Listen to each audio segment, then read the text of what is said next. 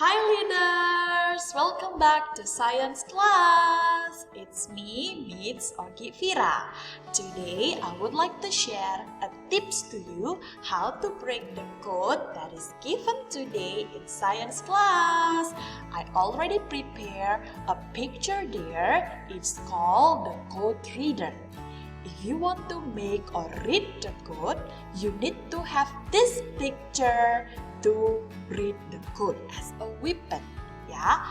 If you want to make A, please take a look on this line. You need to draw this line if you want to make A, a code A. If you want to make E, you also need to take a look on this line like a square, so you can make E. If you want to make N, you also need to make the square line, but don't forget to put dot in it, so it is an N. Take a look on these sides. If you want to make S, you need to make these sharp shapes, and it is an S. If you want to make W, it's also similar with S, but there is a dot at the bottom in it, so you make W. Now, I have another picture, and let us read what is the meaning by this code, yeah? Okay, the first one, you have this sharp shape. What is the letter with these sharp shapes? Take a look on the card reader, the code reader. Yes, it is an S. So I put S at the front. Second, you have this shape of code.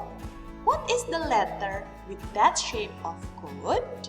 Look at this code reader. Yes, it is a C.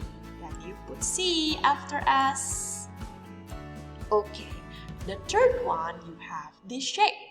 What is the letter with this shape in the picture? Yes, it is an I. So you put I in it. Can you guess the rest of it? Okay, now you have this square shape.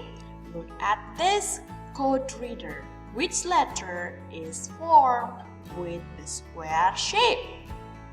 Yes, it is an E. So you put E after I. The next one, you also have another square, but you have a dot at the bottom. What letter is that, yeah?